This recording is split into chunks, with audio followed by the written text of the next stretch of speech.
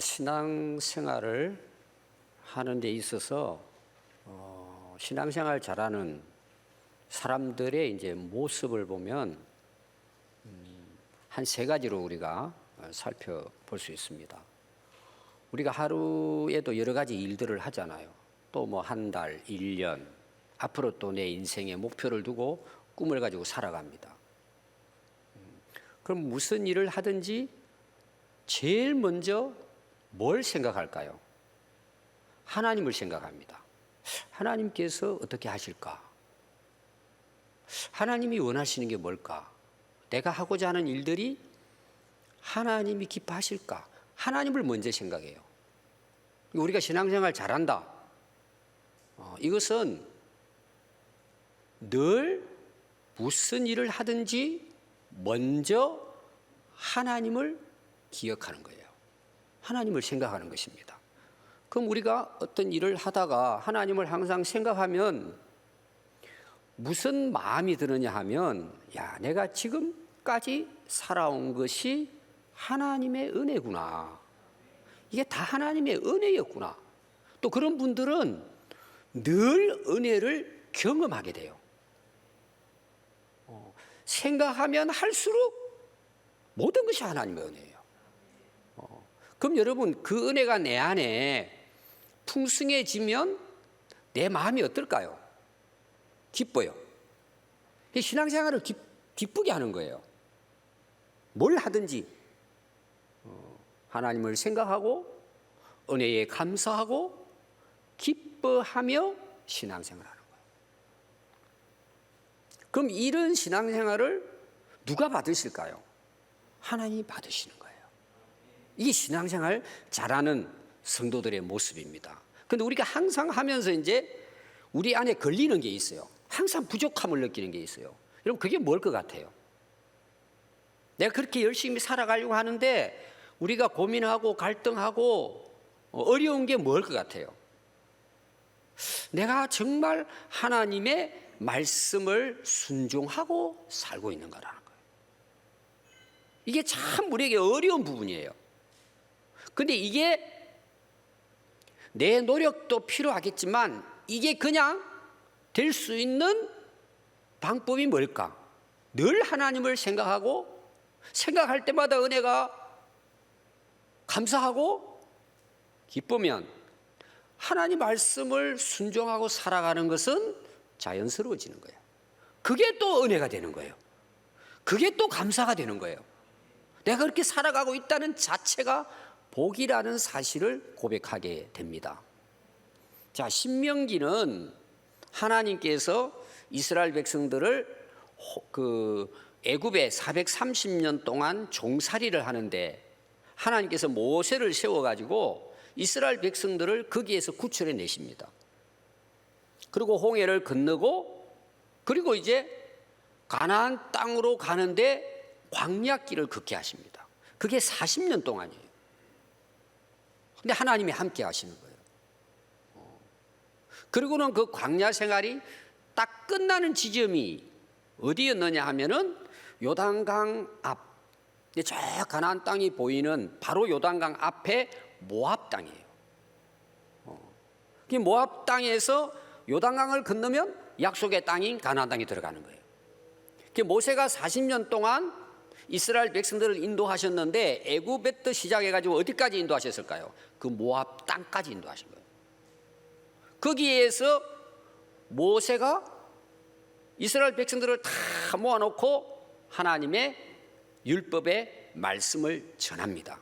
그래서 신명기는 모세의 설교라고 해요. 그럼 거기 이제 신명기 우리가 1장부터 마지막 절까지 보면은 이제 모세가 하나님의 율법에 대해서 다시 앞에 이미 나왔던 자, 모세가 이스라엘 백성들을 광야에서 이끌고 나올 때 시내산에서 하나님의 말씀을 받습니다. 율법을 받아요. 그걸 이제 가지고 광야 40년 동안 생활을 해온 거예요. 그러면 그들이 40년 동안 광야 생활을 하면서 하나님 주신 말씀을 따라 살았는데 모세는 하나님께서 가나안 땅을 들어가지 못하게 하신 거예요. 그 내용은 이제 모세가 지팡이를 가지고 반석을 가리져서 물을 내라 그러는데 막 열받아가 때린 거예요, 그냥. 하나님 말씀을 그대로 순종하지 않은 거죠. 이 지도자에게는요, 작은 것도 문제가 되는 거예요.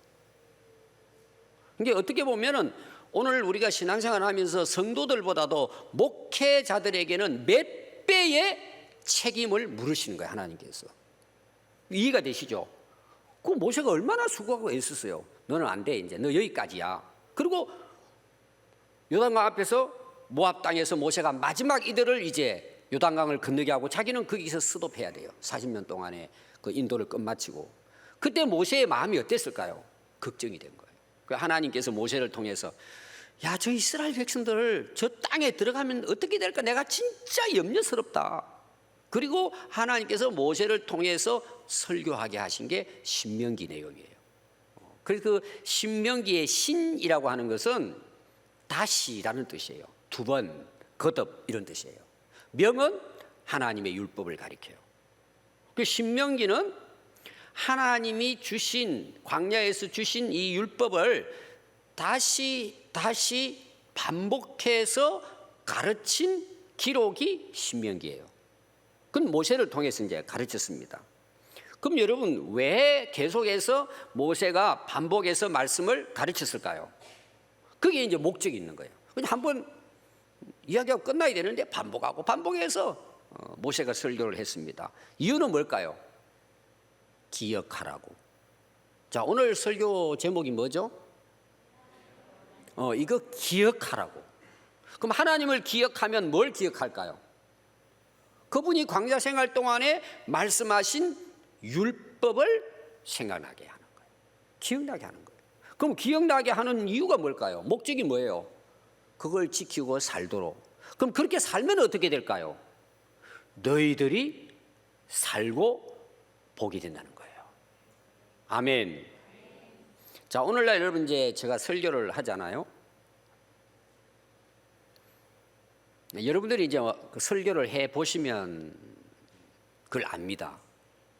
저는 1984년도에 신학교를 졸업하고 지금까지 이제 목회를 해 왔습니다.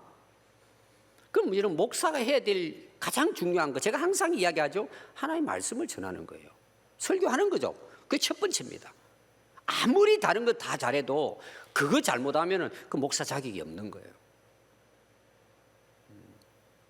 그럼 여러분들이 제 설교를 우리 이제 오늘 기도하신 장로님부터 개척부터 제 설교를 들은 분이 여기 계십니다. 30년을 제 설교를 들었어요. 설교 들으니까 어때요? 다 거기서 거기에요. 그 말이 사실은 그 말이에요. 근데 왜 계속 설교를 할까요? 기억하도록 하기 위한 거예요. 그 훈련이라는 게 뭐냐? 반복하는 거예요. 여러분 한번 다 보십시오. 모든 세상의 훈련 방법은 반복이에요. 근데 뭘 반복하죠?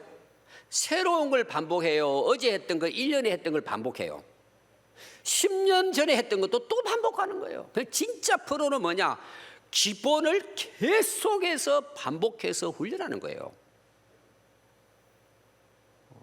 그 여러분들이 설교를 들을 때요, 똑같은 말씀으로 들릴지라도 또 들어야 돼요. 듣다 보면 어떤 일이 일어날까요? 머리에 새겨지고 마음에 새겨지는 거예요. 새겨지면 어떻게 될까요? 습관이 되는 거예요, 이제. 그게 살게 된다는 그냥 몸에 배이는 거죠. 저도 운동을 좋아합니다. 그래서 저는 운동의 원리를 알아요. 기본에 충실한 사람은 반드시 이깁니다. 이건 모든 원리예요. 신앙생활도 똑같아요. 뭐 다 아는 건데, 여러분 아는 게 중요해요? 지키고 사는 게 중요해요? 다 알아요. 교회 다니면은 오늘 여기 모르는 사람 거의 없을 거예요. 여러분 그렇게 살아요? 안 되잖아요. 힘들잖아요. 왜? 훈련이 안 됐기 때문이에요. 그래서 하나님 말씀을 묵상하고 주야로 묵상하다 보니까 뭐예요? 생각과 마음이 바뀌어져서 내 몸도 따라가게 되는 거예요. 이게 프로예요. 여러분 그런 은혜가 있기를 바랍니다. 그럼 우리가 무엇을 기억하고 왜 기억하고, 그럼 기억하지 않으면 어떻게 될까? 이게 오늘 1절부터 20일까지의 말씀입니다.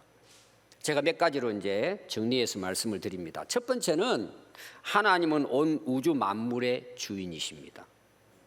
자, 오늘 여러분 1절을 보시면은 내가 오늘 명하는 모든 명령을 너희는 지켜 행하라 그래서 이 모든 명령은 뭐예요? 하나님이 하신 말씀이에요. 거기 내가는 누굴 가리킬까요? 모세를 가리키는 거예요. 하나님 모세를 통해서 지금 이 말씀을 하시는 것입니다. 그래서 모세의 설교예요. 신명기는 반복해서 이제 말씀을 가르칩니다. 근데 이 1절부터 나오는 내용은 모세가 이런 이제 말씀을 합니다. 지금 우리에게 약속되어진 것은 그 약속되어진 아브라함을 통해서 하나님께서 너의 후손이 모래알같이 많을 것이다. 그의 가나안 땅에서 일어날 일들을 이미 하나님은 아브라함을 통해서 약속하셨다는 거예요. 너희들이 애굽에 살았지만 하나님의 원래 목적은 뭐예요? 가나안 땅에서 번성하게 살 거라는 거예요. 그래서 하나님께서 결국 때가 되니까 모세를 통해 가지고 이스라엘 백성들을 어떻게 해요? 애굽에서 불러내시고 구원해내시고 광야길로 인도하시고 가나안 땅을 정복해서 거기에 정착해서 그들이 살게 됐단 말이에요. 그것은 뭐예요? 그게 하나님의 은혜라는 거예요. 너희들을 택하신 하나님의 은혜다. 여러분 성경의 역사, 특별히 우리 인류 역사를 보십시오. 여러분 누가 주인일 것 같아요? 누가 다스릴 것 같아요? 그걸 이스라엘 역사를 통해서 하나님이 오늘 우리에게 보여주시는 것입니다. 그럼 여러분 우리 인생은 누가 다스리실까요? 여러분 진짜 믿으세요? 하나님이 주인이고 하나님이 왕이시고 하나님이 내 인생을 주관하신다는 사실을 우리가 믿느냐는 거예요. 지금 이걸 강조하는 거예요. 지금 모세가 제일 먼저 말씀하신 것이 왜 하나님이 우주 만물을 창조하신 분이기 때문에 인간을 만드신 분이기 때문에 당연히 하나님이 주인이시죠. 모든 소유권은 하나님께 있습니다. 그래서 인류 역사의 시작과 또 진행과 마지막 종말은 어떻게 이루어질까요? 주인 되신 하나님이 이미 말씀하시고 명령하신 대로 이루어지는 거예요. 그럼 여러분 내 인생은 어떨까요?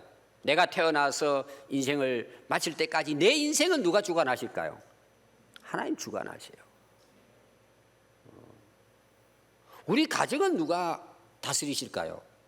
하나님 다스리세요. 우리 교회는요? 대한민국은요?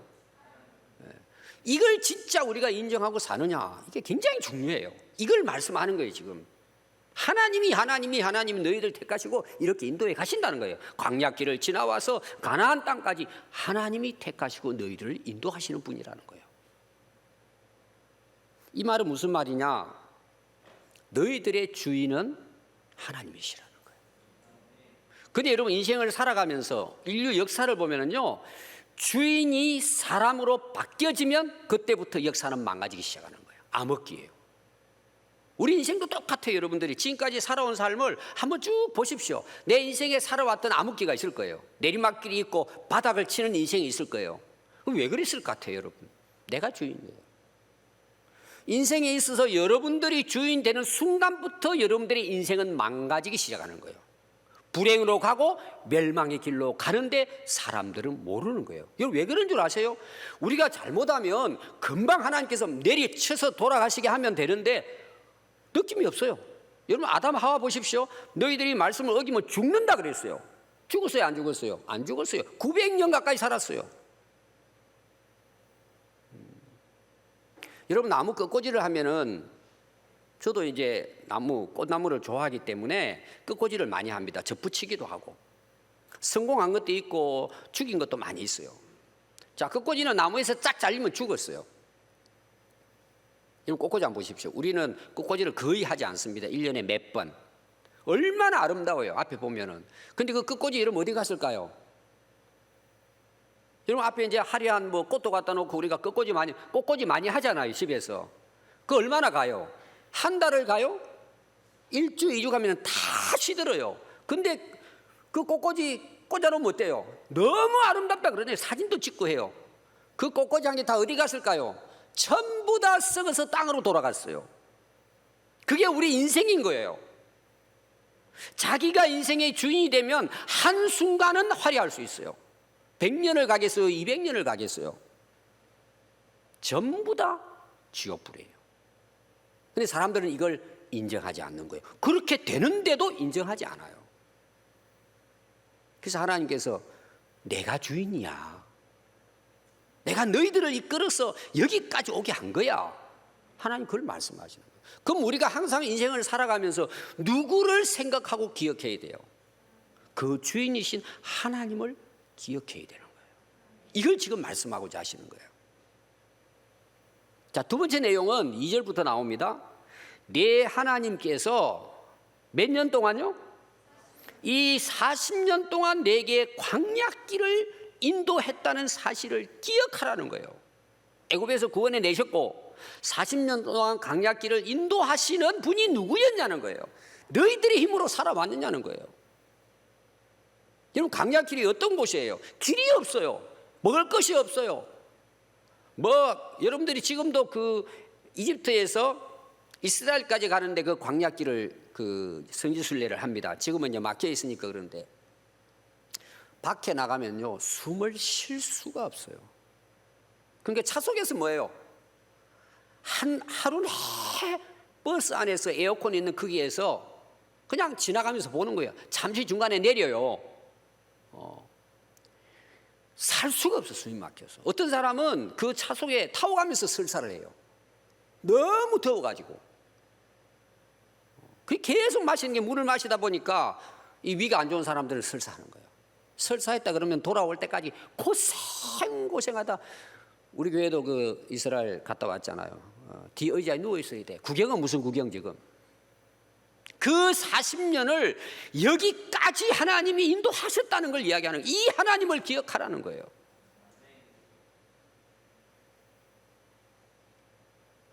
그럼 이런 광야길로 왜 하나님이 인도하셨다는 거예요? 너희들을 내가 시험하겠다는 거예요. 이 광야길은 하나님이 테스트하는 40년의 기간입니다. 그럼 하나님이 이스라엘 백성들을 사랑하셔서 택했는데 고생시키기 위해서 그 길을 인도하셨을까요? 하나님의 명령을 따라 살도록 그들을 어떻게 훈련하셨느냐? 3절에 보면은 너를 낮추시고 줄이게 하시고 만나를 먹이셨다는 거예요. 이 훈련 방식이 하나님께서 광야길을 인도하시는데 배고프게 만드는 거예요. 왜? 먹을 게 없잖아요. 구해도 어떻게 구할 수가 없어요. 물? 어디 있어요, 물이? 다 메말른 사막인데. 그러니까 하나님께서 어떻게 하시죠? 만나를 먹이셨다 그래서 만나도 먹이시고 반성해서 물도 나게 하셔서 그들이 먹고 마시고 또 메추라기를 내려주시고 40년 동안 그렇게 그 광야길을 걸어와서 지금 요단강 앞에 딱 온 거예요. 40년 동안. 그러니까 하나님께서 너희들을 40년 동안 여기까지 인도하셨다는 거예요. 먹을 것도 없고 마실 것도 없고 살아갈 길이 없는데 하나님이 여기까지 너희들을 인도하셨는데 왜 그렇게 광야길로 쉽게 갈 수도 있는데 인도하셨느냐? 너희들을 낮추게 하기 위한 거라는 거예요. 낮추는 시험을 하셨다는 거예요. 여기 시험이라는 것은요 히브리어로는 나사 돌아간 나사 있죠? 그 생각하면 됩니다. 나사. 그럼 우리나라 말로는 뭐냐 하면 시험인데 원래는 그 말이 증명하다는 뜻이에요. 나사의 뜻은 증명하다. 제가 이제 청소기를 샀어요. 청소기를 샀는데 그 판매자가 저한테 이런 이야기 하더라고. 그거를 바로 가서 사용하지 말고 박스를 열어가지고 공중에다가 한번 돌아가는지 안 돌아가는지 테스트를 해보라 그러더라고. 그래서 쌩하고 돌아가면 문제가 없는 거잖아요. 그때 사용하라고 이렇게 이야기를 하더라고요. 그러니까 우리가 시험이 뭐예요? 이 제품이 정상인지 고장이 났는지 확인하고 사용하라는 내용이에요. 여기에 말하는 시험, 테스트라는 말은 정상인지 아닌지 확인하는 거예요. 그럼 이스라엘 백성들이 이제 애굽 땅에 나왔어요. 광야길을 40년 다니는데 먹을 게 어디 있어, 마실 게 어디 있어요, 그늘이 어디 있어요. 100% 누구의 은혜 아니면은 못 살아요. 하나님의 은혜가 없이는 하루도 살 수 없는 거예요. 그럼 하나님께서 그렇게 광야길로 낮추시고 줄이고 목마르게 그렇게 하신 목적이 뭐예요? 너희들이 살아가는 데 있어서 살 길은 오직 하나님뿐이라는 거예요. 너희들의 희망은 오직 하나님이시라는 것을 훈련한 거예요. 자, 만나를 하나님께서 내려주십니다. 이 재미있는 거예요. 이 만나가 이제 훈련 방식이에요. 만나는 아침에 이스라엘 백성들이 자고 일어나서 이제 밖을 딱 나가잖아요. 그럼 여러분 겨울에, 지금은 그렇게 춥지는 않는데 옛날에는 추울 때는요, 그 농촌에서는 논바닥이라든지 들판에요, 아침에 한참 추울 때는 이슬이 내려가지고 쌓여있어요. 이슬이 덮여 있습니다. 하얗게. 또 어떤 경우는 뭐 눈이라고도 볼 수 있어요. 딱 덮여 있는 거예요. 그 만나는 하늘에서 내리는데 이스라엘 백성들이 잠잘 때 하늘에서 가시 같은 그런 이상한, 이게 뭐냐, 그게 만나거든요. 아무도 처음 보는 음식이니까 그게 이제 착 그 바깥에 이제 그 내려 있는 거예요. 그러면 이들이 아침에 가가지고 그걸 이제 거두오는 거예요. 근데 거두오는데 어떻게 거두오느냐? 우리 집에 이제 식구가 5명이다. 그러면 5인분만 가져오는 거예요. 하루 먹을 5인분. 사람 숫자에 맞춰가지고 먹을 만큼만 딱 하루 일용할 양식을 딱 가져오는 거예요. 그리고 가져왔는데 해가 딱 뜨잖아요. 그러면 전부 다 만나가 다 녹아버리고 없어져 버리는 거예요. 그러니까 해 뜨기 전에 일어나야 돼요. 그리고 가져오는 것은 뭐예요? 먹을 만큼만 가져와야 돼요. 그 어떤 사람 또 욕심이 있잖아요. 오늘 아침마다 일어나다 보면 어떨 때는 못 일어나면 뭐예요? 못 먹잖아요. 그러니까 며칠 그냥 왕창 가져오자. 그렇게 해가지고 가져와서 집에다 싸놨어요. 하루 딱 지나죠. 아침에 만나 안 가져가고 어제 거 먹어야지. 그리고 도가를 열어보니까 전부 다 썩어가지고 냄새가 먹을 수가 없는 거예요. 신기하죠. 그게 만나요. 또 하나 좀 재밌는 게 뭔지 아세요? 6일체가 되고 7일체는 안식일이잖아요. 안식일에 일하면 안 되잖아요. 그 당시 쉬어야 돼요. 신기하게도 하나님께서 6일, 오늘 말하면 토요일이라고 합시다. 우리가 이제 일주일 동안 일을 했잖아요. 6일 동안. 근데 6일째 되는 날에는요, 2배를 가져오는 거예요. 그러니까 5명이면은 10명분을 가져오는 거예요. 안식일에 일하고 나가면 안 되니까. 안식일에는 내리질 않아요. 그러니까 토요일 날, 오늘 우리로 말하면은 월요일 이제 금요일인데 하루 전날에 2배를 가져오는 거예요. 2배를 가져왔는데 아침이 됐는데 내리지도 않지만 어제 갖다 놓은 것이 썩었을까요? 그대로 있을까요? 그대로 있는 거예요. 그게 만나예요. 그럼 만나를 통해 하나님이 뭘 하시겠다는 거예요? 야, 너희들이 만나 먹어서 사는 게 아니고 누구로부터 사는 거예요? 하나님의 말씀으로부터 사는 거예요. 말씀 어기면은 다 없어져 버리는 거예요. 이걸 훈련하시 하나님께서. 그래서 사람이 떡으로만 사는 것이 아니고 여호와의 입에서 나오는 말씀으로 살아가는 것을 훈련하신 거예요. 오늘날은 어떨까요? 오늘날 어떨 것 같아요? 똑같습니다. 사람들이 이걸 못 깨닫는 거죠. 왜? 욕심이 많아서. 그래서 4절 보십시오. 광야 40년을 지내왔지만 하나님이 어떻게 인도하셨어요? 옷도 헤어지지 않고 발도 부르트지 않고 하나님이 보호하시고 오셨다는 거예요. 5절은 뭐예요? 사람들도 자녀들을 징계한대요. 징계라는 말은요, 죽인다 그런 뜻이 아니고 훈계, 훈련한다 그런 뜻입니다. 원뜻이 나도 너희들을 광야길을 통해서 너희들을 잘 훈련했다는 거예요. 왜? 너희들의 마음에 하나님의 말씀을 새기도록 하기 위해서. 그래서 6절에 보면 그러므로 하나님의 명령을 지키고 그분의 인도하시는 길을 따라가면은 그분을 경외하며 그분을 온전히 섬기며 그분이 너희들의 앞으로의 인생을 인도하시는, 오늘 우리를 말하면 복된 인생을 너희들이 살아가게 될 것이다. 이걸 이제 모세가 뭐예요? 약속의 땅에 들어가기 전에 이걸 계속해서 이제 설교한 것입니다. 그리고 7절부터 10절은요, 너희들이 들어갈 땅이 어떤 땅인 줄 아느냐?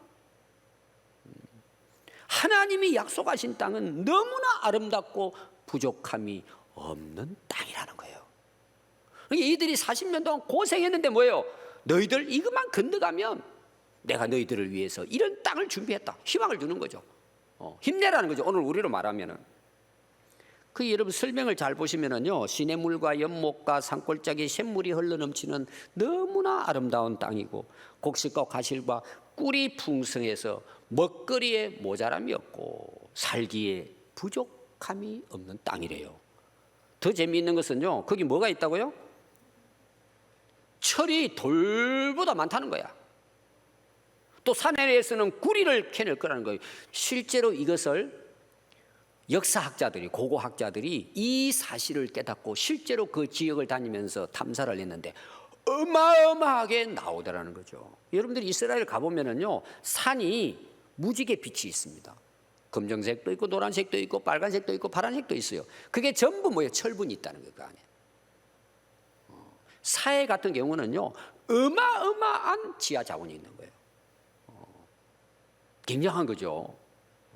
이거 여러분들 그 유튜브 같은 데 보면은 지금 여기만 나오는 게 아니라 다른 데도 나옵니다. 어느 지파에게 준 땅 해가지고 그걸 실제로 그걸 발굴을 한 이제 그런 이야기도 나옵니다. 다시 말하면 성경은 거짓말이 아니란 말이에요. 사실이 기록된 겁니다. 자, 오늘 읽은 말씀 뭐냐? 그렇기 때문에 너희들 뭐예요? 절대 하나님을 잊지 않도록 조심하라는 거예요. 약속을 그렇게 하나님 하신 거예요. 그래서 오늘 읽은 11절부터 20절 말씀은 그 11절에 보면 오늘 명령하는 하나님 명령과 법도와 규정을 어기고 너희 하나님을 어떻게 하지 말라고요?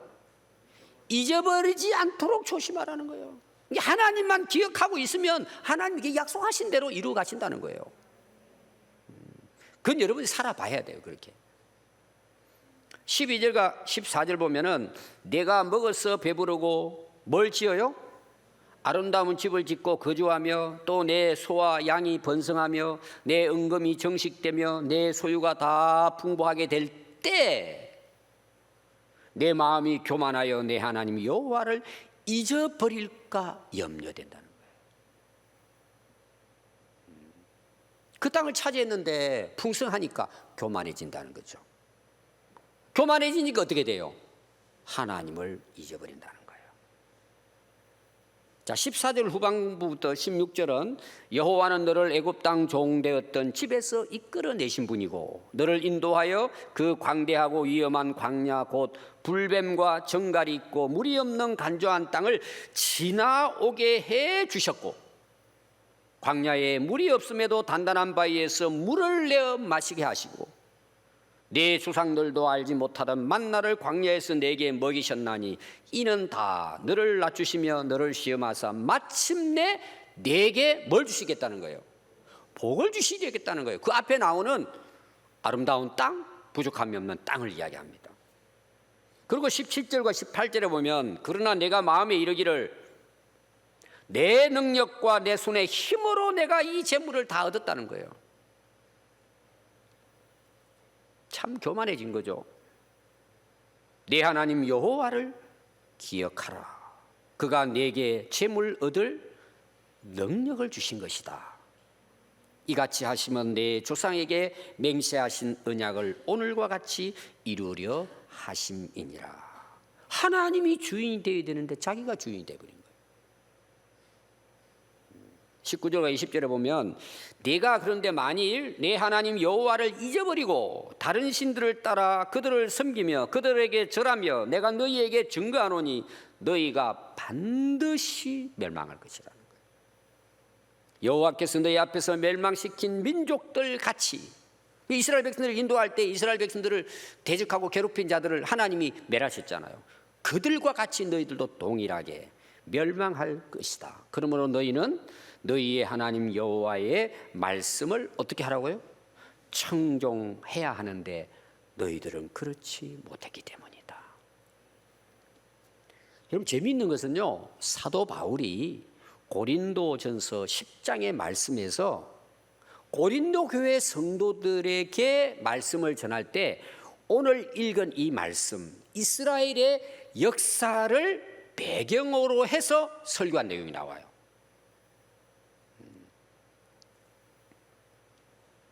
그래서 고린도서 10장 1절부터 보면은요, 형제들아 나는 너희가 알지 못하기를 원하지 아니하노니, 즉 조상들이 경험했던 그 역사를 너희들이 반드시 잊지 말라는 내용이에요.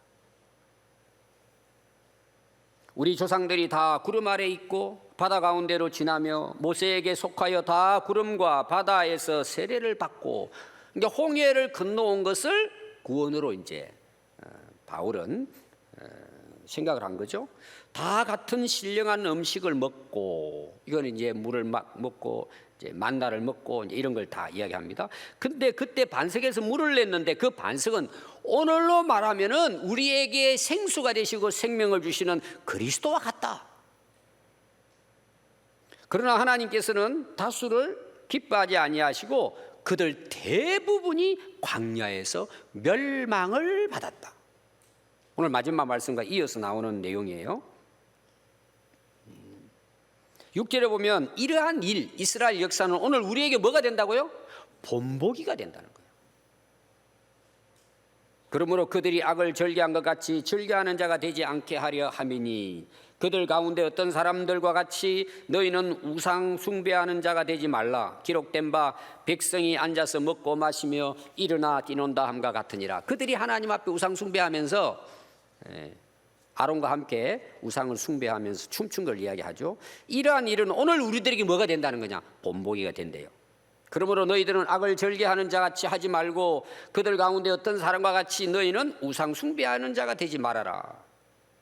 8절에 보면 그들 중에 어떤 사람이 음행하다가 하루에 23,000명이 죽었나니 우리는 그들과 같이 음행하지 말라. 오늘 시대 보십시오, 여러분. 성적으로 보통 문란한 게 아닙니다. 그들 가운데 어떤 사람이 주를 시험하다가 뱀에게 멸망당하였나니 우리는 그들과 같이 하나님을 시험하면 안 된다는 거예요. 그들 가운데 어떤 사람이 원망하다가 멸망시킨 자에게 멸망하였나니 너희는 그들과 같이 원망하지 말라는 거예요. 그 이스라엘 백성들의 그 역사를 거울 삼아서 바울이 고린도 교회 성도들에게 교훈한 거예요. 그래서 고린도서 10장 11절에 보면 그들에게 일어난 이런 일은 본보기가 되고 또한 말세를 만난 우리를 깨우치기 위해서 기록까지 해놨다는 거예요. 그런즉 선줄로 생각하는 자는 넘어질까 조심하라. 자, 여기 선줄로 생각했다는 말이 뭘까요? 이거는 그 당시 유대인들은 율법을 지키면 선하고 구원받는 걸로 생각을 해서 다른 사람 계속 비판하는 거예요. 우리는 다 됐다는 거죠. 나는 흠이 없고 나는 경건하게 살고 거룩하게 산다는 거예요. 그 율법을 지킴으로. 그게 교만이에요. 자기는 다 됐다고 생각하는 거예요. 그럼 하나님 뭘 보시죠? 외식을 보지 않습니다. 우리 중심을 다 봐요. 우리 모두는 하나님의 은혜로 산다는 걸 기억해야 돼요. 하나님 잊어버리고 하나님 말씀 기억하지 않냐고 여러분 살면은요 한때 잘 될 수 있어요. 한순간이에요, 인생은. 그래서 여러분 꼭 기억해야 돼요. 하나님 앞에 겸손하셔야 합니다. 또 겸손하고 또 겸손해야 됩니다. 여러분 하나님께서 이스라엘 백성들에게 세 가지 그 절기를 지키라고 하셨잖아요. 유월절, 맥추절, 추수감사절이에요. 왜 절기를 반드시 이스라엘 백성들은 1년에 3번은 꼭 지켜야 된다. 우리가 말하는 여러분 지금 뭐 오늘 맥주 감사절이 이런 차원이 아니에요. 전 백성들이 다 일어나 가지고 한 주 동안에 해 가지고는 완전히 모든 것 다 내려놓고 이 절기를 지킨 거예요. 제가 이스라엘 가 가지고요 실제로 초막절날 내가 간 적이 있는데 우리 이제 그 이스라엘 성지순례 갈 때 딱 그 기간이 초막절이었어요. 온 예루살렘이요 초막절 즐기는데요 정신이 없어요. 문 다 닫고. 여러분 절기를 지키는 그런 차원이에요. 왜 그렇게 할까요? 하나님을 기억하도록 하기 위해서. 애들부터 해가지고. 그래서 이스라엘 백성들 집을 지을 때는요 우리는 베란다에 물건 갖다 놓기 위해서 베란다 세우잖아요. 그들은 베란다를 넓게 해요. 왜? 초막절을 거기서 지내기 위해서.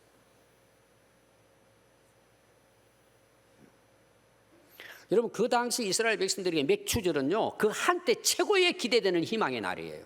왜? 첫 추수를 하기 때문에. 그동안 고생하다 우리나라 보릿고개와 똑같아요. 그리고 처음 수확을 하잖아요. 얼마나 기대되고 기쁘고 즐거운 축제예요. 그럼 사람이 여러분 그렇게 하다 보면 무슨 생각에 빠질까요? 거기 빠지는 거예요. 그냥 먹고 사는 문제예요. 근데 하나님 뭐예요? 너 그때 맥추절 지키라는 거예요. 왜? 그걸 주신 분이 누구예요? 하나님이라는 사실을 기억하도록 하기 위한 거예요. 오늘 여러분 감사 예배 드리잖아요. 이런 의미가 있는 거예요. 그냥 헌금에 얼마 넣어가지고 이게 드리라고 하는 게 아니에요, 여러분. 왜 여러분 이렇게 우리 한국 교회가 형식으로 빠진 줄 아세요? 하나님을 기억하지 않기 때문에 그냥 형식적으로 그냥 지나가는 거야. 그냥 아무 생각이 없어. 그렇게 교회 오래 사는 사람도요 감사한 건 안 해요. 저는 이거 중요하게 생각하지 않아요. 하나님을 기억하고 사느냐가 중요한 거예요. 예수님께서 마지막 종말에 대해서 이제 말씀을 하십니다. 그게 누가복음 21장 오늘 말씀만 제가 소개하겠습니다. 29절부터 비유의 말씀을 해요. 무화과 나무와 모든 나무를 보라는 거예요. 싹이 나고 여름이 돼서 자라요. 싹이 납니다. 여름이 왔다는 것은 나무를 보면 안다는 거예요. 보라는 거예요, 너희들. 이와 같이 너희가 이런 일이 일어나거든 나는 것을 보거든 하나님의 나라가 가까운 줄 알라는 거예요. 내가 진실로 너희에게 말하노니 이 세대가 지나가기 전에 모든 일이 다 이루어질 것이다. 그리고 우리가 잘 아는 33절에 보면 천지는 없어지겠으나 내 말은 없어지지 아니하리라. 하나님 명령하신 말씀은 반드시 이루어집니다.